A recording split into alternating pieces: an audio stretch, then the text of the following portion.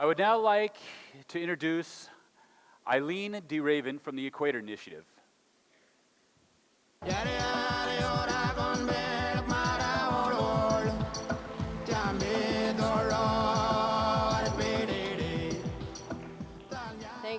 Thank you, Chasky. It is my great honor to be here today representing the United Nations Development Program and the Equator Initiative. First, I would like to thank the Larakia Nation for hosting us here and for the beautiful crocodile and her eggs that we have the honor of having with us here for the conference. I would also like to thank the Government of Australia for their leadership and vision in picking up the baton, as it was said, to take this project forward. This is a wonderful conference, and we're very proud to be part of it. Most importantly, I'd like to thank you for entrusting the Equator Initiative of UNDP with the World Indigenous Network Secretariat and trusting us to take it through this next phase of development. We see this as an opportunity to build on our experience of working for over 10 years to connect local and indigenous land and sea managers and to deliver on what we see as the enormous potential of the World Indigenous Network. There are countless synergies between the vision of the Equator Initiative and that of the WIN. WIN's commitment to promoting local and indigenous knowledge and experience is a value that is closely shared by the Equator Initiative and by UNDP as a whole. UNDP takes community-based approaches seriously, specifically because they help governments advance people-centered development solutions, as we heard from Wayne Bergman. Because supporting innovation from the ground up is an important dimension of our country-level work, as we just heard about innovation from Anil Gupta. Importantly, we share similar values regarding the importance of utilizing local and indigenous knowledge as a tool for addressing some of the most pressing development and environment challenges that are facing the world today, as we heard about from Sir Tumu. We share the informed opinion that it is through face-to-face exchanges that real learning takes place and that transformative change begins, as we will all experience over the next 3 days while we're here at the conference. To close, I would like to say that while the Equator Initiative is housed in UNDP, it is a partnership. There are 12 partners now of the Equator Initiative.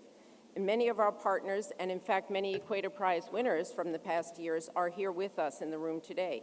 We'd like to recognize them with thanks and appreciation. We hope to have many more new partners over the next few days, including everyone in the room here with us. It is a partnership of governments and other stakeholders who believe in the power of local action for sustainable development. So please join me and all of us in taking the Equator Initiative forward, taking the WIN forward, and putting local and indigenous land and sea managers where they rightfully belong, at the center of sustainable development. And now, instead of telling you about the Equator Initiative, let's have a look at a short video so you can be more familiar with what we do. Thank you.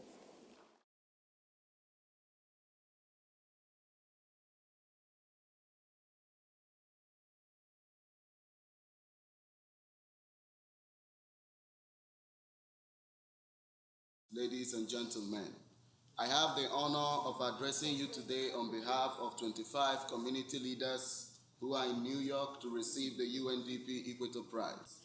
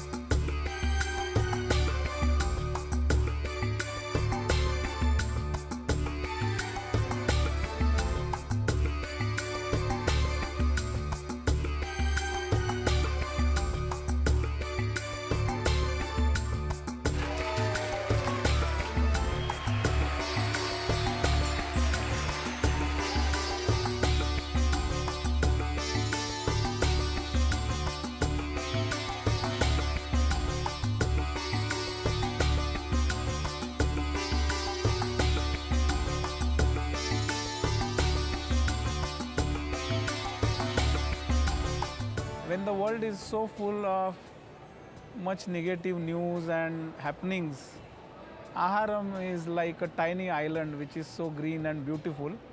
But we hope it's a culture that will spread soon and occupy much of the space rich in biodiversity. If we destroy our biodiversity, then we don't have a future. We are not the only one with the problem. We can help each other walk this trend and save the environment. The future we want is for communities in remote areas and societies and governments to come together and conserve nature for humanity. These local communities have no alternative of survivors. They depend on this biodiversity for their own needs. El futuro que queremos es un mundo donde todas las comunidades, aún las más pequeñas, sean reconocidas en su derecho a la tierra, al agua, a la alimentación, a la salud. What we have done in India must also benefit these communities outside India.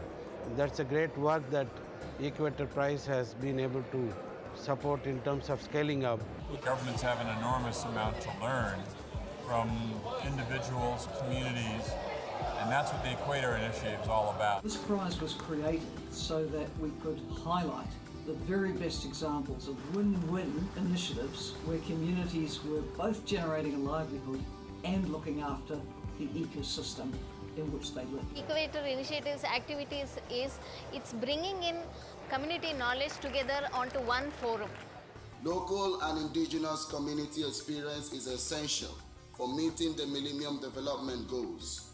Support us to continue managing our ecosystems in a way that responds to local needs and builds on local knowledge. Thank you very much.